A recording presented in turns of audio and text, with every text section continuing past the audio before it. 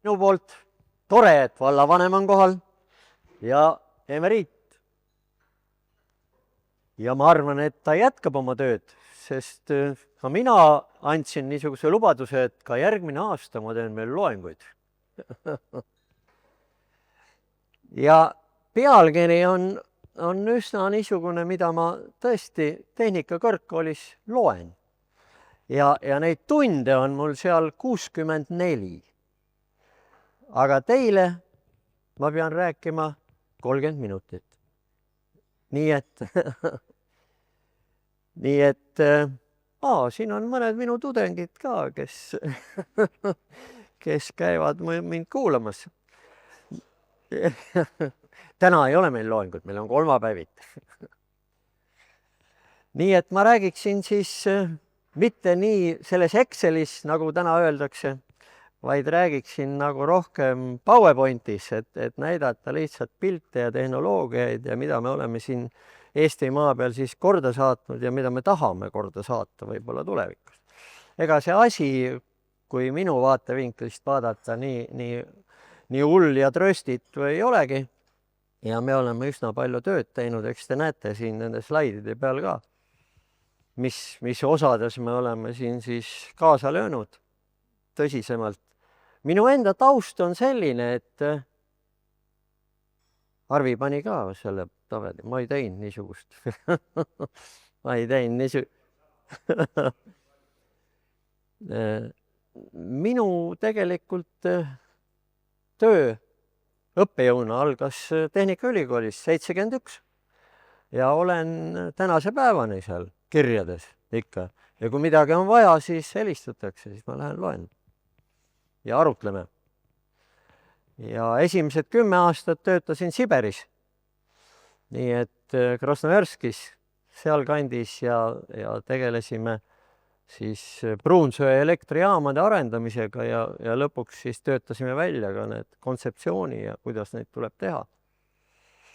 Siis järgmine niisugune pikem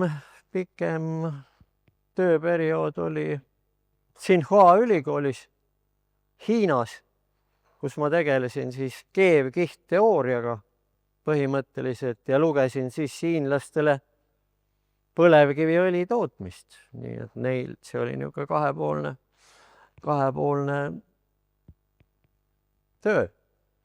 Ja siiamaani, need hiinlased avaldavad ju meie Oil Sale'is oma põlevkivi tööartikleid.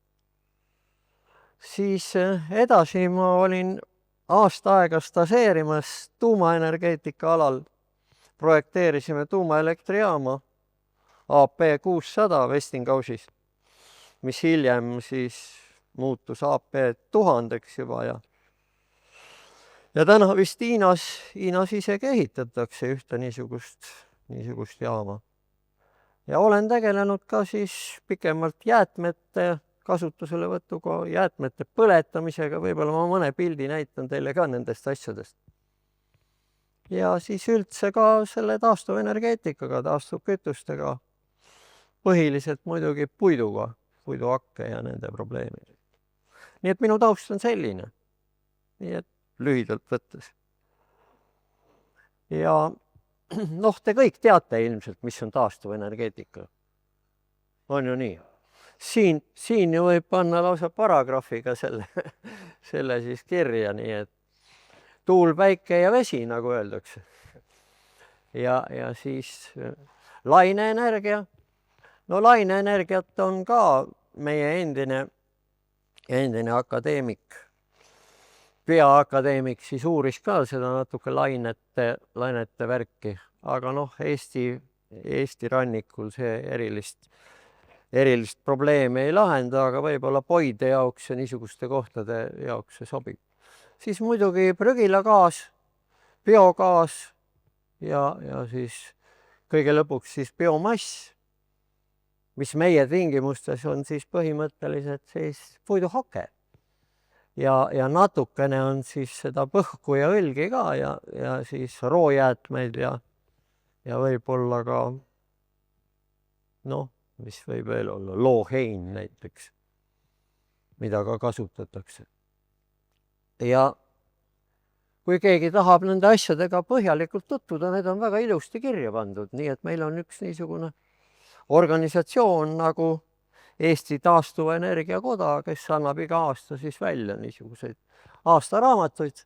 Seal on ilusti kõik kokku võetud need asjad ja neid võib kasutada õppematerjalina ja lõputööde tegemisel kindlasti väga hästi, sest seal on korralik töö tehtud. Ja noh, nagu Arvi rääkis siin, energiamajanduse arengukava aastani 35 ja sealt juba 50-sse ka edasi. Mida? On allikas pruune. Siis alati vaadatakse seda, et kuidas see taastuvenergeetika meil on sektorite kaupa. Noh, siin on selgelt näha, et kõige parem sektor on soojuse ja jahutuse osa. Siin on siis taastuvenergia osakaal on kusagil 67%, võib nii öelda, nii et ega kaugemale eriti minna ei saa, tähendab, kui te loete neid metsanduse arengukavasid ja muid asju, siis ega seda ressurssi ju eriti palju enam kasutada ei ole. Nii et noh, see on optimaalne ja noh, ehitusmeestele on siin ülesanne muidugi, hooned tuleb ära soojustada ja siis enam-vähem see soojuse tootmine jääbki niisugusele tasemele. Nii et kui Arvi ütles, et elektrit on meil palju vaja, siis soojusega me peame juba niimoodi hakkama kokku tõmbama, ei ole vaja teda nii palju kasutada. Ja siis on teine on elekter, palju me taastuvatest allikatest siis seda elektrit toodame. Siin on põhimõtteliselt on meil siis need koostootmisjaamad, mis toodavad nii elektrit kui ka soojust ja neid on tänasel hetkel praktiliselt igas linnas meil olemas. Nii et Tallinnas on neid 3, siis on Pärnu, Tartu, Kuressaare, Rakvere, noh, peaaegu kõikides linnades. Nii et igal pool on meil see soojuse ja elektri koostootmine ja see on üks täiesti mõistuslik tegevus selles mõttes, et kui me toodame soojust ja elektrit koos, siis nende kasutegurid kokku summaarselt võttes on kõrged, üle 80%. Kui me võtame Narva jaamade kasuteguri, siis see on alla 40%, puhtalt ainult elektri tootmisega. Nii et ja transpordi osa on siis see, et me oleme siin viimastel aastatel hakanud siis biometaani tootma. Nii et biometaan läheb meil kasutusse siis transpordikütusena ja noh, elektri ja soojuse tootmise osas seal toimub väike langus. Nii et meil toimub siis biometaani kasutamine ja selle viimine siis transpordisektorisse. See oli ka üks niisugune Euroopa Liidu direktiiv, mis nõudis, et meil oleks see taastuvenergia siin kasutusel ka transpordialal. Nii et kuidas selle elektriga on? Noh, Arvi siin juba rääkis neist asjadest, nii päikesest, tuulest kui ka biomassist. Nii et biomass on siis see, mis tuleb meil koostootmisjaamadest, see elektri osa. Siis on vesi. No nagu näete, väga pisikene number. nii et meil suuri veeressursse ei ole ja suuri hüdrojaamu ei ole, nii nagu omal ajal ma nägin seal Siberis. Nii et meil on üldiselt niisugune lausmaa ja teatud väikesed jaamad meil siiski on ka. Üks suur jaam on ka muuseas. Üks suur jaam on meie Piirijõel, Narva jõel ja see kuulub tegelikult Lennenergo bilanssi. Kui me oleksime nüüd venelastega suured sõbrad, siis oleks niimoodi, et valgala järgi peaksime 30% sealt endale saama. Nii et 1/3, aga noh, omal ajal ma arvan, et seda probleemi ei tõstetatud ja õieti tehti ka ja võib-olla me ei tõstata seda praegu ka, seda probleemi. Aga muidu noh, niisugustes normaalsetes riikides jagatakse see niimoodi ära valgala järgi ja siis meil võiks olla nagu 40 megavatti võiksime sealt saada. aga meil on ka mõned niisugused teised kohad siin Eestimaa peal, aga nendega on ka väikesed probleemid. Nii et ma natukene võib-olla hiljem sellest räägin. Ja siis niisugune biogaasi osa. Noh, biogaasi me saame siis tegelikult prügilatest, saame siis läga kääritamisel ja saame siis veepuhastusjaamade muda kääritamisel põhimõtteliselt. Nii et niisuguseid jaamu on meil tänasel hetkel numbriliselt vist 18 ja neid tuleb kindlasti juurde. Nii et tulevik selles osas kindlasti on sellise tendentsiga, mis suureneva tendentsiga kindlasti. No kõigepealt see päikeseenergia. Nii et nagu ma tean, see päikeseenergia on niisuguste energiajaotajate meelest üsna keeruline. Ma mäletan seda, kui ma olin Portugalis ja olin seal juhtimiskilbis, energiasüsteemi juhtimiskilbis ja kell oli 6 õhtul ja siis läks pimedaks. Ja siis hakkas suur sebimine seal peale. Nii et kõik need päikesepargid lülitasid siis välja ja siis oli vaja leppida kokku, et kas kusagilt Hispaaniast või kusagilt Prantsusmaalt saab selle koguse juurde, mis ära kaob. Sest noh, siis lülitate ju kõik tuled käiku ja panete ja lambid põlema ja hakkate arvutitega töötama. Nii et minu naaberinstituudi inimesed ütlevad, et see ressurss on lõputu. Nemad tegelevad päikesepaneelide arendusega. Ja noh, niisugune number on ka välja öeldud, et 1 sekundi jooksul vabaneb sama palju energiat, kui maal on terve aasta jooksul. Nii et noh, sellest loosungist lähtudes on siis viimasel ajal see päikeseenergia arendus olnud päris aktiivne. Nii et niisugused numbrid on, ma ei tea, kas sinu number läheb minu numbriga kokku 12,6% tarbimisest. Vist on umbes sama number. Nii et need on siis ühendatud elektrivõrku, aga on ka selliseid päikesetootjaid, kes ei tooda võrku. Mina olen üks nende hulgast. Mina tarbin ise. Kuigi mul on võrguühendus on ostetud, et ma saan ka võrku müüa. Aga ma 2 korda müüsin ja sain 10 eurot. Nii et päris hästi läks. Nii et sellega eriti sõbrad ei teeni, aga endale küll ja kui on akud ka veel, päeval laed, õhtul vaatad televiisorit või mingit muud asja teed või kütad saunaahju elektrikerisega ja nii edasi. Nii et ja teine asi on siis päikeseküte, kuna ma olen ikka hariduselt soojustehnik, siis ma ei saa ütlemata jätta, et on võimalik kasutada ka niisuguseid vaakumkollektoreid. Mu naabrimehel on vaakumkollektorid. Aga eelmine või üle-eelmine aasta oli see suvi, siis ta ütles, vesi läks keema kohe. Nii vägev värk oli. Ja minu soov talle oli, et tee bassein endale.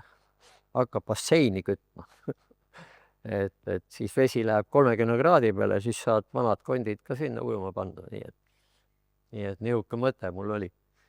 Nii et põhimõtteliselt on võimalik niisuguseid asju kõike teha ja individuaalselt ka kasutada. Nii et päikesega on minu meelest asjad päris normaalsed. Tegelikult nad kulgevad. Paneeli arendus käib ka.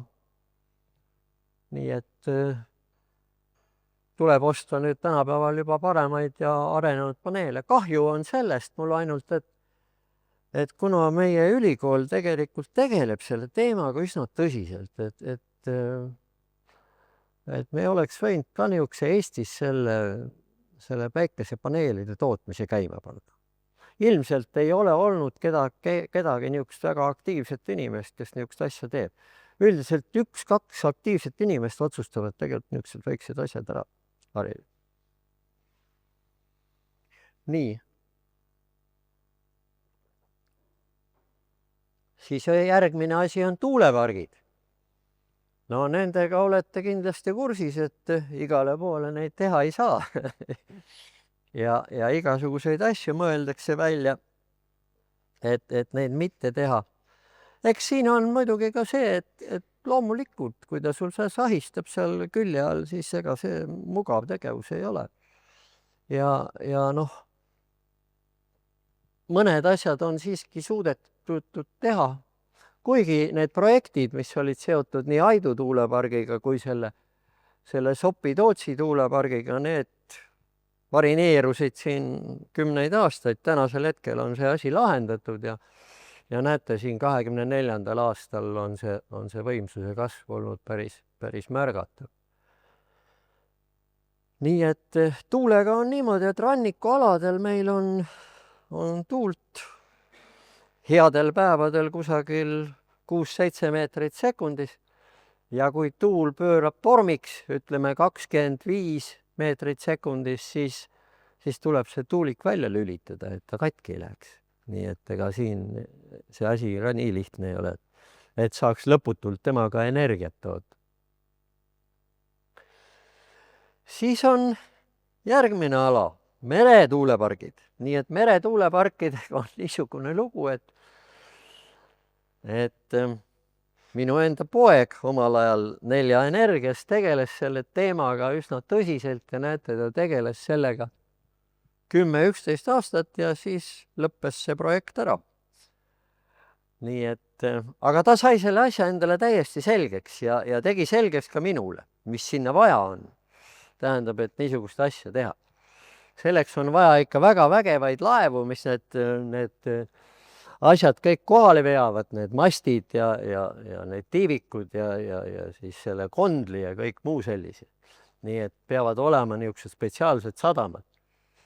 Ja peale selle, kui kõik see värk on juba mere peale püsti pandud, siis on vaja neid teeninduslaevu. Ja enne seda, kui seda asja üldse ehitama hakata, oli vaja teha ikka üldiselt üsna suur uuring selles osas, et millised mastid sinna vee sisse siis kõige paremini sobivad. Nii et seda tehti siis Tehnikaülikoolis ja uuriti seda, et kuidas see jää neile mõjub ja kuidas vesi neile mõjub ja nii edasi. Nii et täna on selline teadmine mingil määral olemas ja noh, soovime edu siis järgmisele Eesti Energia meretuulepargile, et sellega läheks natuke paremini ja saaksime niisuguse meretuulepargi käima panna. Ja täna on siis jõutud isegi nii kaugele, et on koolitamine käib. Nii et Kuressaare Ametikool ja Pärnu kutsehariduskeskus. Nii et näete, milliseid laevu on vaja. Meil ei ole niisuguseid laevu. Meie kõige suurem laev on Botnica, mis praegu seisab seal sadamas. Saate vaadata ja näha teda. Nii et seda saab muidugi ka kasutada nende asjade juures. Ja siis on muidugi vaja niisuguseid kiireid laevu. Nii et kui on vaja mingisuguse tuuliku juurde sõita, siis niisugused laevad oleks meil olemas. Nii et noh, meil on Kuressaares ju niisugune võimalus täiesti olemas, et hakata neid ju tulevikus tegema ja ehitama. Nii et see on üks niisugune minu meelest mõeldav, kui sõpradega, lätlastega on kõik korras, siis nendega ka läbi rääkida. Või mis sa arvad, Arvi? Ei mõtle nendega. Kilusõjaks läheb. Vist ei lähe. Ma arvan, et saab läbi rääkida, kui viimasel ajal on need läbirääkimised nende naabritega meil siin üsna hästi läinud. Minul on muidugi kõige paremad sidemed leedulastega, millegipärast ma ei tea. Nii, siis mõni sõna ka hüdroenergeetikast. Nagu ma juba ütlesin, et meil niisuguseid 6000 megavatiseid hüdrojaamu ei ole. Jõgesid ja ojasid on meil üsna palju. Nii et kui vaadata niisugust numbrit siin 7000, siis kõik on hästi. Ja paar sõna ma ütlesin täna sellest ka, et on Narva jões on kõige suurem see vee hulk kusagil 400 kuupmeetrit sekundis. nii et noh, selle jõe küsimuse jätame täna rahule, sellega me ei tegele, aga meil on endal siin olemas ka selline väiksem hüdroelektrijaam, see on siis kuulus enne Eesti Energiale ja Eesti Energia tegelikult oligi see ettevõte, kes selle taastas, korralikult ette valmistas, turbiinid ostis ja nii edasi. Täna ta on siis erakätesse läinud ja vooluvabrik valdab teda, haldab teda. Noh, siin käib jutt kogu aeg sellega, et tuleb see tamm maha lõhkuda ja tuleb teha kaladele tee sinna või siis mingisugune kalade üleviimise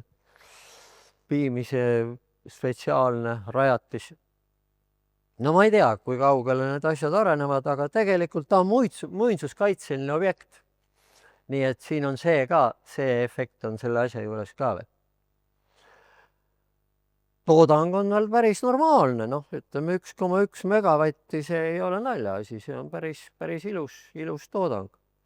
Ja siis on muidugi ka väiksemaid, üks nende hulgast on siin Keila jaama, mis ta on 365 kilovatti kusagil ja siis mõned väiksemad on ka Lõuna-Eestis.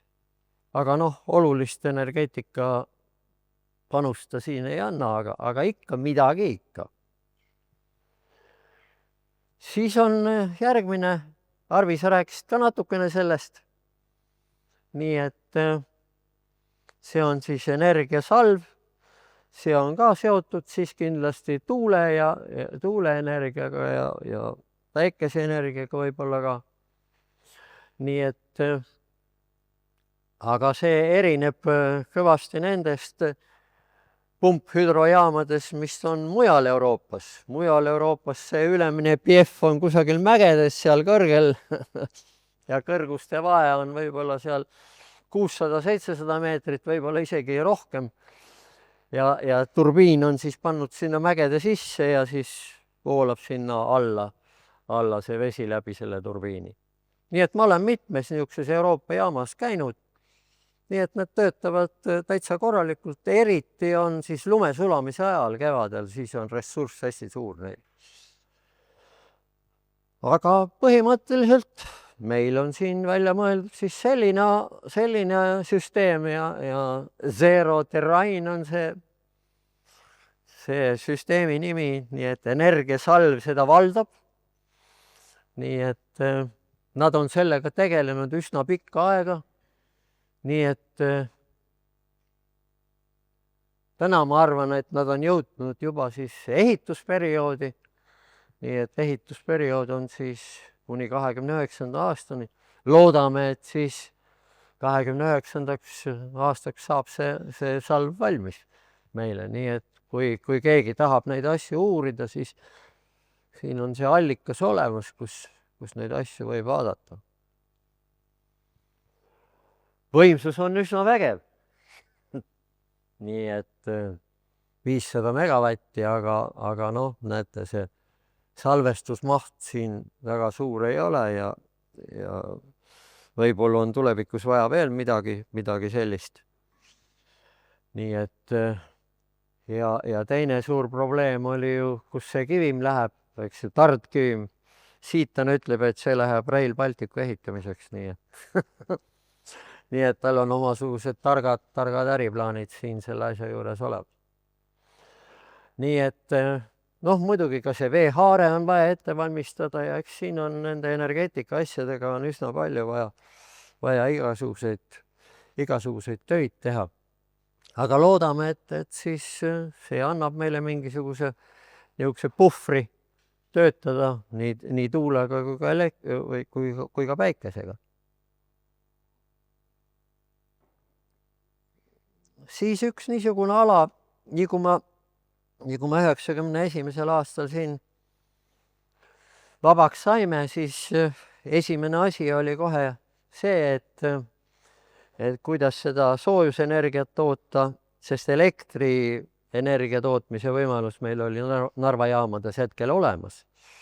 Ja see oli väga hea meie iseseisvuse saabumisel, et meil niisugused jaamad on ja enam-vähem käigus kõik ja midagi hullu nendega ei olnud veel juhtunud, nii et siis ei olnud ka veel võib-olla see CO2 probleem nii aktuaalne kui tänasel hetkel on. Aga noh, midagi teha pole. Nii et me hakkasime siis peale selliselt, et esimene asi oli me Pärnu suusavabrikus siis rekonstrueerisime vanad Vene katlad ja hakkasime haket põletama. Nii et mitte midagi üle ei jäänud. Ja siit see asi hakkas edasi arenema. Nii et alguses oligi mure, et kuidas see logistika toimima hakkab, et meile jaamadesse tuleb õigel ajal siis see hake, kui meil seda vaja on.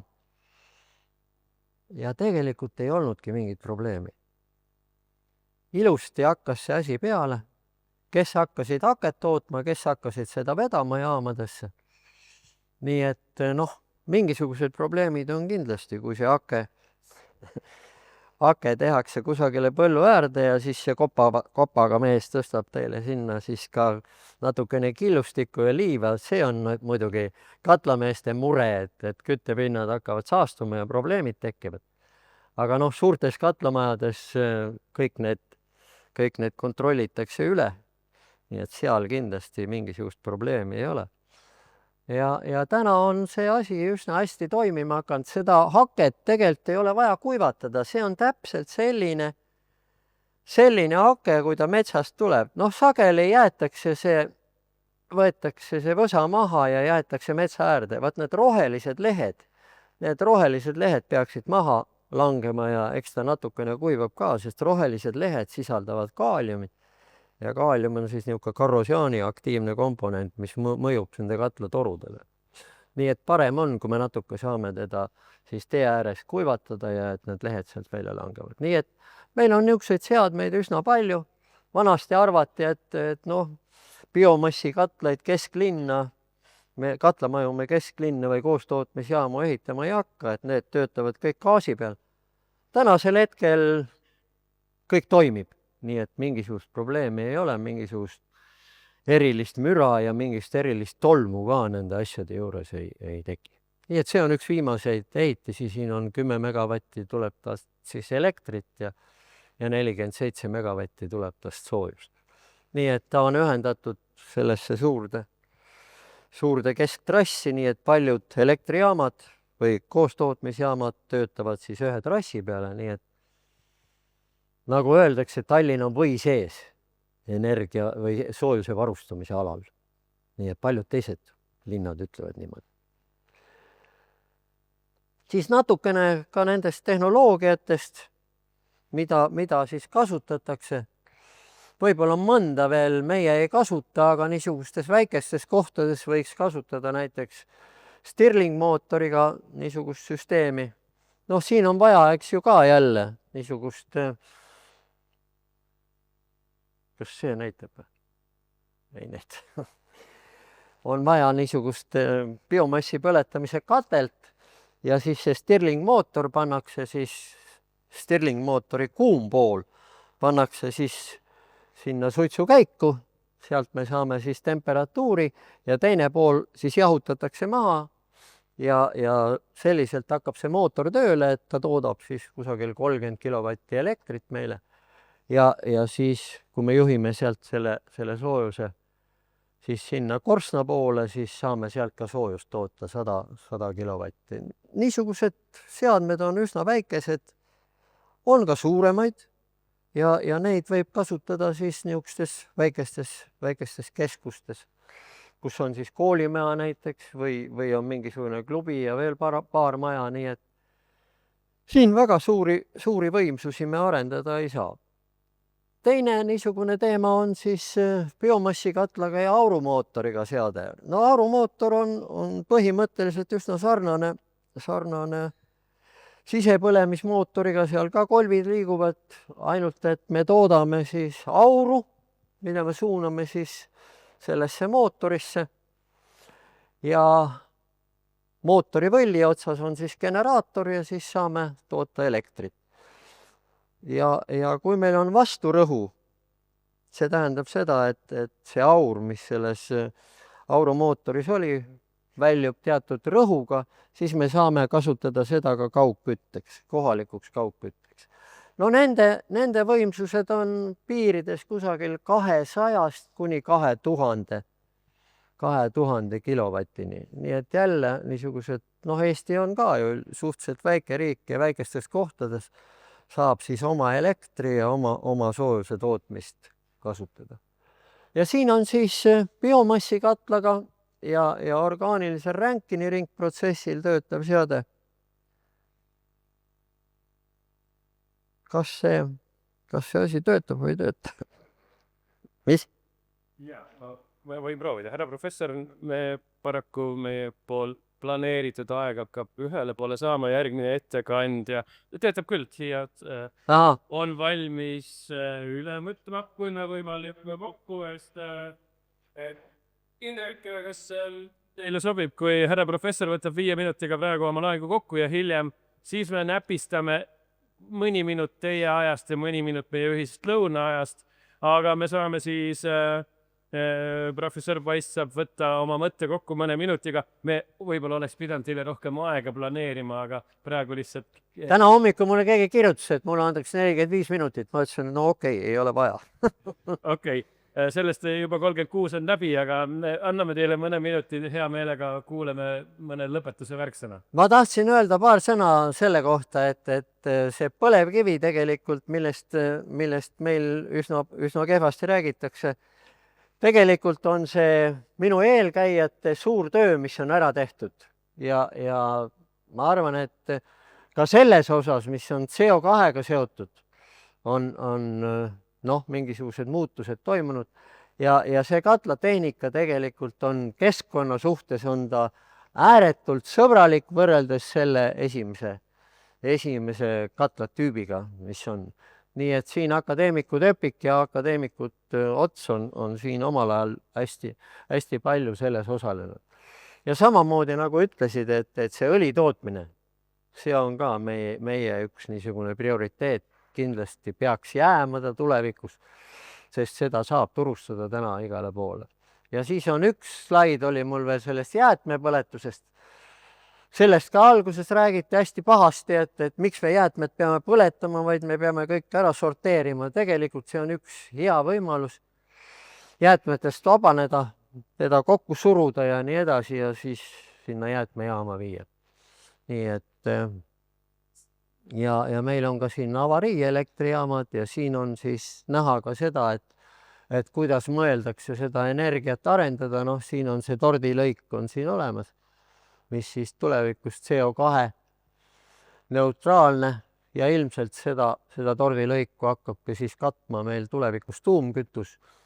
On pakutud välja ka vesinikku ja nii edasi. Nii et tänud kuulamast!